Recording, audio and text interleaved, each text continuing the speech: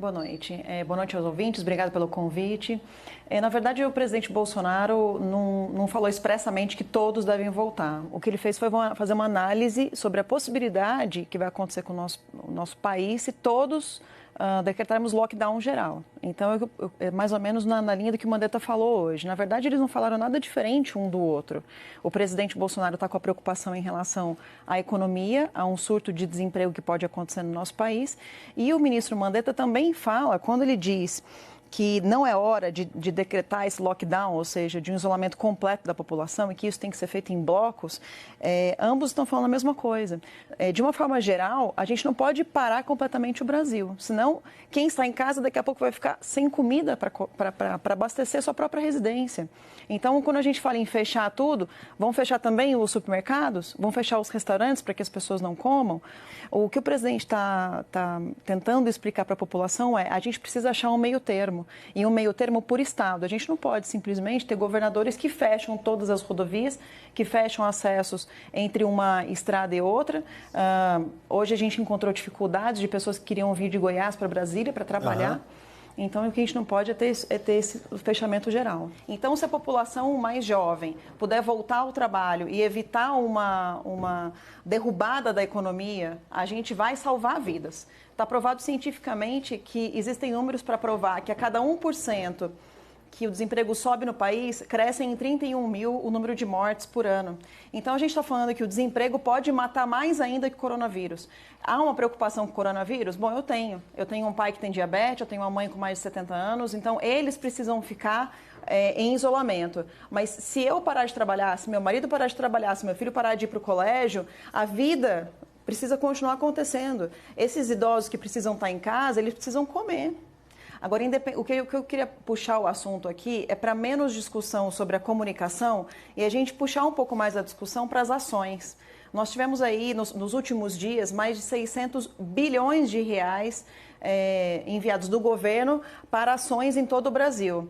O Amapá, por exemplo, dentro dos estados do Norte e Nordeste, foram contemplados com mais de 8 bilhões de reais para cada estado em média. Então, a gente vê que o presidente Bolsonaro está tentando resolver as coisas com ações.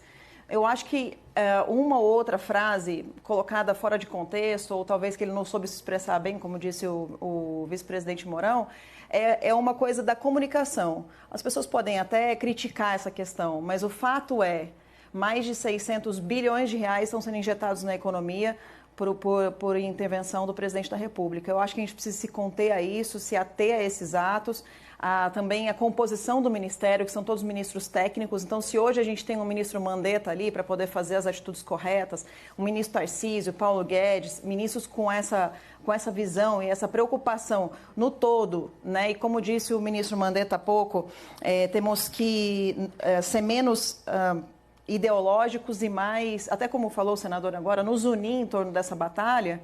A gente não teria esses ministros todos técnicos se não tivesse sido o nosso presidente Bolsonaro de parar de lotear os ministérios e colocar a gente técnica naqueles lugares. Então, eu acho que a gente tem que se ater muito mais às ações do governo e menos a detalhes de comunicação. A oposição está errando, senador, ao minimizar os atos do presidente. Ontem o presidente, de fato, vem anunciando nos últimos dias um pacote de ações aí para os estados e municípios. Está faltando valorizar esses gestos? Bom, primeiro só uma pequena correção. Eu acho que não são 600 bilhões. O que foi anunciado há pouco foram 600 milhões. E para o Amapá não foram 2 bilhões, são 2 milhões. Quem dera outrora fosse o valor dessa natureza.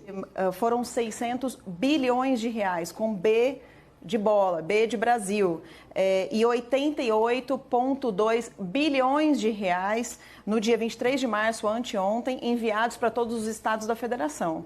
Então, não estou falando em milhões, Randolfo, estou falando em bilhões mesmo. No dia 19 de março, que foi o primeiro envio para os estados, a gente teve 432 milhões de reais enviados para os estados e municípios para ajudar a combater o coronavírus. E esse valor aumentou para 82 bi. Isso fora também uma outra ação do governo, que foi a suspensão das dívidas dos estados com com a União, no valor de 12,6 bilhões de reais. Ou seja, as dívidas dos estados estão suspensas por enquanto e várias outras medidas, por exemplo, atendendo os mais pobres, mais de 1 milhão de famílias vão ser incluídas no Bolsa Família nesse momento de coronavírus. Então, o governo está fazendo em ações, principalmente para a população mais pobre.